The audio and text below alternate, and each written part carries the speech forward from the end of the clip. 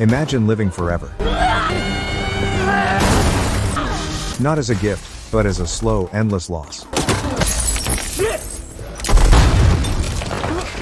Everyone you love fades away, every century feels heavier than the last. And one day, you stop believing anything you do even matters. That's where the old guard begins. If you're a lover of action, betrayal, survival, explosions, and mind-blowing revenge movie explained videos, you're in the right place. I cover and break down the most intense and unforgettable action stories. Make sure to hit the like and subscribe button to stay updated on all our latest uploads, just like this one.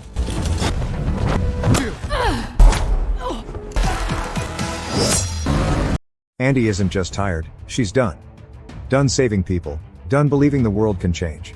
So when Booker approaches her with a new mission in South Sudan, she doesn't see purpose. She sees repetition. Another job. Another cycle. Another lie that what they do actually helps. But Booker insists.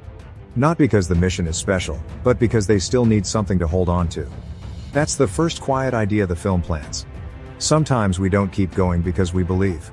We keep going because stopping feels worse. Back at the hotel, Andy reunites with Joe and Nikki. Their bond is immediate, warm, familiar, unspoken. These aren't just teammates, they're survivors of time itself.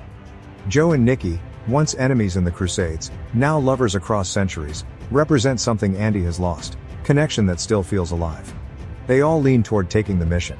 Andy doesn't trust Copley, but she agrees to meet him anyway. Not because she believes him, but because part of her isn't ready to fully let go yet. At the cafe, Copley tells his story. He left the CIA when his wife got sick. He chose love over duty, and lost anyway. Now he's trying to make his life mean something again. That lands deeper than Andy lets on. Because that's the real hook here. What do you do when doing the right thing doesn't save the people you love? They take the job. South Sudan, nightfall.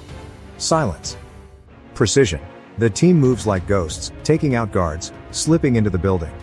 Everything feels controlled. Until it isn't. No hostages. Just cameras. And then, gunfire. Dozens of soldiers flood the room, unloading bullets into them. Andy, Booker, Joe, Nikki dropped instantly. Blood everywhere. Stillness. It looks like the end. Then their bodies start moving. Bullets push out, wounds close, eyes open. They rise. That moment isn't just shocking, it defines them. Not heroes, not humans. Something in between. Something that survives. Whether it wants to or not. They kill every soldier. But the damage is already done. Copley saw everything. On the train after, the mood shifts. No relief, no victory, just consequence. Andy doesn't hesitate. Copley has to die. Not out of anger, but necessity. Their existence is now exposed. And here's the deeper layer. When survival depends on secrecy, trust becomes a luxury you can't afford. At the same time, across the world, Niall Freeman is living a completely different life, until it shatters in seconds. Afghanistan. A simple mission. Clear objective. She enters a room, shoots a target, and moves in to confirm the kill. Then, he slits her throat. She bleeds out in her friend's arms. And dies. Except, she doesn't stay dead. While Andy's team dreams of her death, Niall dreams of them. A connection forms instantly, without explanation. This isn't coincidence, it's a calling. Andy knows what it means. And she hates it. Because every new immortal isn't just a teammate. It's another person condemned to watch the world move on without them. Still, she goes to find Niall. Not as a savior, but as someone dragging another person into a life they didn't choose. When Niall wakes up with no scar, no wound, no explanation, fear spreads faster than truth. Her own people look at her differently. Like she's not one of them anymore. That's the second big idea. The moment you become different, people don't ask questions, they create distance. Andy intercepts her before she's taken away. No gentle explanation. No soft introduction. Just action. Niall wakes up in a trunk. Escapes, runs. Andy shoots her in the head. It's brutal, but intentional. Because some truths can't be explained. They have to be experienced. When Niall comes back to life, reality breaks completely. And Andy gives her a choice that isn't really a choice: come with me or stay lost. On the plane to Paris, Niall fights it. Fights Andy, fights the truth. But here's what's interesting. Andy doesn't try to convince her with words. She lets Niall feel the chaos. The fear, the confusion.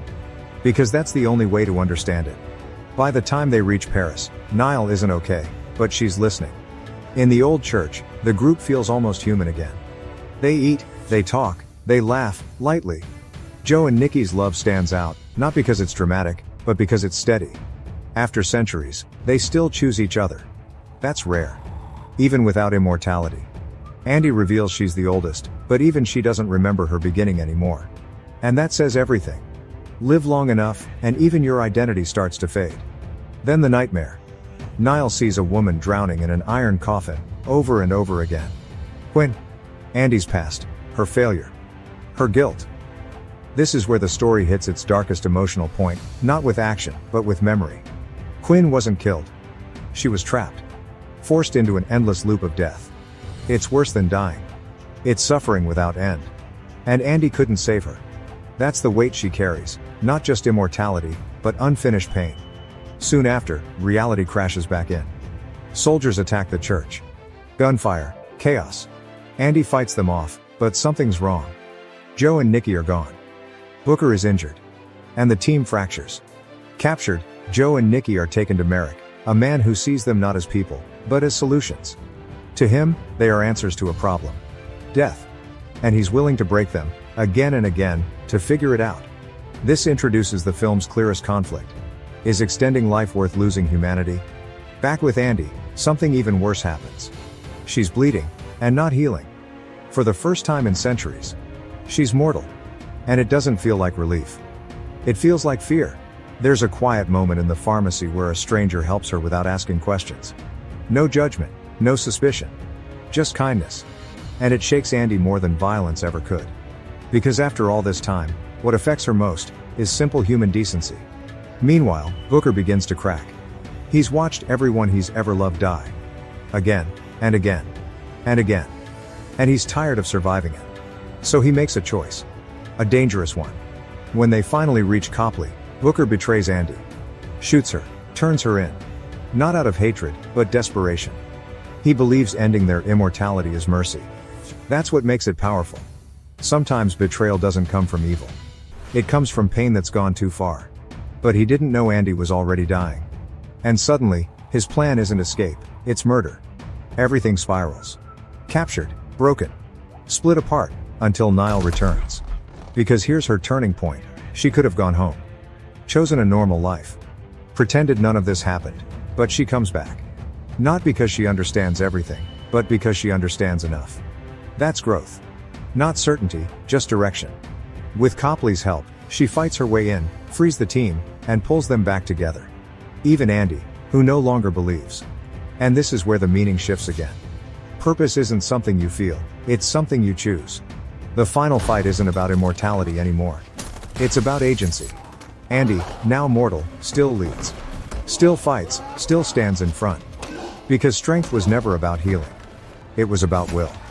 Merrick tries to escape, but in the final moment, Andy and Niall repeat an earlier lesson, deception. Niall attacks. They fall. Merrick dies, and Niall survives. The cycle ends, not with power, but with trust. Later, the team faces Booker. They don't kill him. They don't forgive him either. They leave him alone for 100 years. Because some consequences aren't about punishment. They're about understanding. Andy, now mortal, walks away knowing she may never see him again. And for the first time, time matters to her. Finally, they turn to Copley. Not as an enemy, but as someone who made a mistake trying to do good the wrong way. They don't destroy him. They redirect him. Because that's the final lesson the film leaves us with. The world isn't saved by perfect people. It's shaped by broken people who decide to do better anyway. Andy started the story believing nothing mattered. But she ends it still fighting. Not because the world changed, but because she did.